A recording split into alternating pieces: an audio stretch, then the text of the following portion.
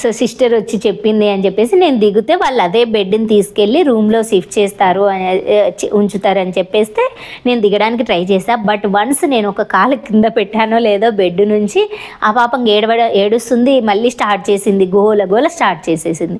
ఇంకా sister madam మనం control చేయడానికే ఇంతసేపు పట్టింది కదా, ఎందుకులేండి, ఇలా కాదు, మీరు కూడా బెడ్ మీదనే కూర్చోండి, మిమ్మల్ని కూడా అలానే తీసుకెళ్తాము అని చెప్పింది. సో మీరు కూడా దిగొద్దు, అలానే తీసుకెళ్తాము అని చెప్పేసి చెప్పింది. సరే అని చెప్పేసి నేను అదే పొజిషన్లో అలానే కూర్చున్నాను పాపని మీద పెట్టుకొని. సో బెడ్ మించి దిగకుండా వాళ్ళు అలానే రూమ్కి షిఫ్ట్ చేశారు. సో రూమ్కి షిఫ్ట్ చేసినాక ఇంకా ఎలాంటి సిచ్యువేషన్ అంటే, రూమ్కి షిఫ్ట్ చేసినాక ఒక 15-20 మినిట్స్కి ఆ పాపకు మెలకు వచ్చింది. ఆ లోపు మా హస్బెండ్ జస్ట్ రూమ్కి షిఫ్ట్ చేసినంత 5-10 మినిట్స్ లోపే మా హస్బెండ్ మా బాబు కూడా వచ్చేసారనమాట. సో అప్పుడు మెలకు వచ్చినప్పుడు నాన్న అడుగుతుంటే వచ్చాడని చెప్పేసి చూసాను. ఇద్దరిని చూసింది, మా బాబుని మా హస్బెండ్ని చూసింది. హాస్పిటల్కి వెళ్ళే ముందు అడ్మిట్ అయినప్పుడు ఎంత ధైర్యంగా ఉందో బ్యాక్ వచ్చేసరికి ఇంకా భయపడిపోయింది. వన్స్ భయపడడానికి రీజన్ ఏంటంటే, నేను అక్కడ వదిలేసి వెళ్ళిపోయాను అని చెప్పేసి, ఒక్కదాన్ని వదిలేసి వెళ్ళిపోయాను అని చెప్పేసి భయపడిపోయింది. ఇంకా ఆ భయము ఎలా ఉంది అంటే పాపకి ఇంకా నన్ను వదిలిపెట్టట్లేదు. మళ్ళీ వదిలేస్తే నేను ఎక్కడ వదిలేసి వెళ్ళిపోతాను అని చెప్పేసి, నేను పేషెంట్ పక్కన మనకి ఒక బెడ్ ఎక్స్ట్రా ఇస్తారు కదా పడుకోవడానికి వాటికి. సో ఆ బెడ్లో పడుకుంటానన్నా కూడా పడుకోనివ్వట్లేదు.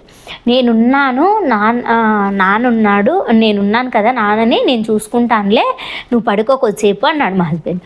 పక్కన బెడ్ మీద నేను పడుకుంటే కూడా యాక్సెప్ట్ చేయట్లేదు ఆ బాబా. ఇంకా నేను పొద్దు నుంచి బాగా ఆకలిగా ఉన్నాను. ఆకలి అనేది ఇంకా తెలియలేదు, కానీ ఏం తినలేదు కదా. ఇప్పుడు నేను పొద్దు నుంచి ఏం తినలేదు. ఇప్పుడు సపోజ్ నైట్ అంతా నేను పాపని చూసుకోవాలి అంటే కూడా ఏదో ఒకటి తినాలి. మనం వీక్ అయిపోతే మన పిల్లల్ని ఎవరు చూసుకుంటారు? సో మా హస్బెండ్ ఒక 10 మినిట్స్ అప్పటి నుంచి మా హస్బెండ్ని అడుగుతుంది కాబట్టి మా హస్బెండ్ వచ్చాడు. మా హస్బెండ్ అక్కడ ఉండి పాపని చూసుకుంటూ ఉంటే నేను మా బాబుతో వెళ్ళేసి తినేసి చిన్నగా లైట్గా టిఫిన్ తినేసి హాస్పిటల్లో క్యాంటీన్లో వచ్చేసాను. ఒక్క 10 మినిట్స్ అన్న రెస్ట్ తీసుకుందాము అనుకున్నా, కానీ ఇంకా తిన్నంతసేపు మాత్రమే మా హస్బెండ్తో ఉండింది అసలు.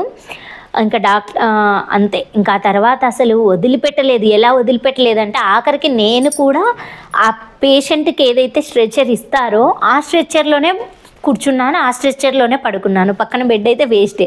ఎందుకంటే అసలు ఆ పాప యాక్సెప్ట్ చేయట్లేదు, వదిలిపెట్టట్లేదు, భయపడిపోయింది, చాలా భయపడిపోయింది. మళ్ళీ ఇప్పుడు నేను మళ్ళీ వదిలేస్తే నన్ను వదిలేసి వెళ్ళిపోతుందేమో అన్న ఆ ఫియర్ వచ్చేసింది ఆ బాబాకి. ఇంకా అసలు వదిలిపెట్టలేదు. ఆ జస్ట్ తినడానికి వెళ్ళిన కొద్దిసేపే వాళ్ళ నాన్న చేయగలిగాడు. ఇంకా ఆ తర్వాత ఇంకా మళ్ళీ ఇంక ఇప్పటికీ ఆపరేషన్ చేసి ఆల్మోస్ట్ 2 అవర్స్ పైనే అయింది. రూమ్కి వచ్చిన తర్వాత అంతా ఇంకా నోస్లో నుంచి డాక్టర్ చెప్పినట్టు బ్లడ్ రావడం మొదలైంది. ఆయన తుడవద్దని చెప్పాడు కరెక్టే, కానీ చాలా హెవీ బ్లీడింగ్ వచ్చేస్తుంది. చాలా ఎక్కువ అంటే చాలా ఎక్కువగా కారిపోతుంది. సో అంటే కంట్రోల్ చేయడం చాలా కష్టంగా ఉంది బ్లడ్ని. ఇప్పుడు నేను అది తుడవకుండా ఉండలేము కదా. సో తుడవకుండా ఉన్నామంటే ఇప్పుడు అది అది కంటిన్యూ కారుతూ ఉంది. ఆ పాప తట్టుకోలేకుండా ఉంది. అంటే సంథింగ్ అది కారుతూ ఉంది కదా, ఆ ఫీలింగ్ డిఫరెంట్గా ఉంది. సో తప్పక ఇంకా మేము టిష్యూస్ యూజ్ చేయాల్సి వచ్చింది. టిష్యూస్తో తుడుస్తూ ఉన్నాము. తుడుస్తుంటే కారుతుంది. ఎన్ని టిష్యూస్ అని చేస్తాము? అక్కడికి ఒక టిప్పు, అదంతా ఇంకా కొద్దిసేపు తుడవకపోయేసరికి అదంతా ఈ ఫీలింగ్ హెసిటేట్ అయిపోయి ఆ పాప వామిటింగ్ కూడా చేసేసుకుంది. ఇదంతా కాదని చెప్పేసి బెడ్షీట్ మార్పిచ్చేసి సిస్టర్స్ అన్నీ చేసేసి ఇంకా తుడుస్తున్నాం అవ్వట్లేదు. మళ్ళీ సిస్టర్కి చెప్పాము అది కంట్రోల్ అవ్వట్లేదు అని చెప్పేసి. లేదు మేడం పడుకోబెట్టేసి ముక్కులో ఈ డ్రాప్స్ వేయండి అని చెప్పేసి కూర్చుంటే వచ్చేస్తుంది బయటికి, పడుకోబెట్టేసి డ్రాప్స్ వేయండి అని చెప్పి సరే అని చెప్పేసి పడుకోబెట్టేసి ముక్కులో డ్రాప్స్ వేసాము. కొద్దిసేపు నిద్రపోయినట్టుంది. ఆ నిద్రపోయిన కొద్దిసేపు నన్ను మాత్రం వదలలేదు. సరే అని చెప్పేసి నేను కూడా అక్కడే పడుకున్నాను. కొంచెం బెడ్ని పైకి రెస్ట్ అనుకొని పడుకున్నాను. కానీ నిద్ర పట్టట్లేదు. ఆ పాప ఫీలింగ్ అలా ఉంది. ఆ పడుకున్నా కూడా ఆ పాపకి వెనక పిల్లో ఏం పెట్టకుండా ఫ్లాట్గా పడుకోబెట్టినా కూడా ఆ ముక్కులోంచి కొంచెం వస్తూ ఉంది. సో డాక్టర్ ఏం చెప్పాడంటే, టాంజిల్స్ తీసేసాం కదా, చాలా అంటే చాలా పెయిన్ ఉంటుంది, అప్పుడు మత్తులో ఉంది కాబట్టి ఆ పాపకి తెలియలేదు. కొంచెం కూల్గా ఉండడానికి జస్ట్ ఐస్ క్రీమ్ తినగలిగితే ఐస్ క్రీమ్ టచ్ చేయించండి, ఐస్ క్రీమ్ చల్లగా ఉంటుంది కదా, దానివల్ల ఆ పాపకి పెయిన్ రిలీఫ్ అనిపిస్తుంది అని చెప్పాడు. సరే అని చెప్పేసి మేము ఐస్ క్రీమ్ ఆర్డర్ చేసాము నైట్కి. అయినా తినలేదు ఆ పాప. నైట్కే లిక్విడ్ ఫుడ్ ఇచ్చారు పేషెంట్కి. అయినా కూడా సరిగ్గా తినలేదు. బాగా మెడిసిన్స్ ఆల్రెడీ లిక్విడ్స్ ఇస్తూ ఉన్నారు, మెడిసిన్స్ ఇస్తూ ఉన్నారు కాబట్టి తినలేదు.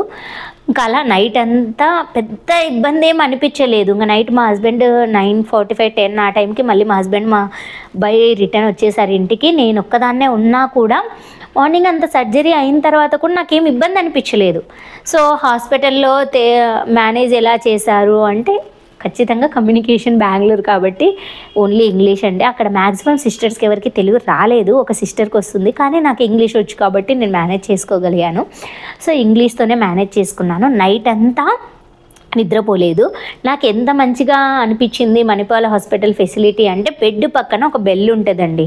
మనకి ఏదైనా ఎమర్జెన్సీ అయితే సిస్టర్కి ఏం మనం వెళ్ళి బయటికి వెళ్ళి వెతుక్కొని అక్కర్లేకుండా, సో మనము బెల్ ప్రెస్ చేస్తే వాళ్ళు ఎమర్జెన్సీ బెల్ అని చెప్పేసి వచ్చేస్తున్నారు. సో అలా నేను 2-3 సార్లు వాళ్ళకి మెడిసిన్స్ వేసుకుంటూ నైట్ పాపకి ఏదైనా ఇష్యూ అయితే వాళ్ళకి బెల్ చేస్తూ, సెలైన్ అయిపోయే ముందే వాళ్ళకి రింగ్ చేసేస్తే వచ్చి సెలైన్ మార్చడము, ఇలాగ నైట్ అంతా పాపని చూసుకోవడమే సరిపోయింది.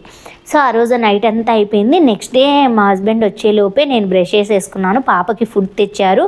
ఇంకా ఫుడ్ తినడం చాలా కష్టంగా ఉంది అసలు ఆ పాపకి.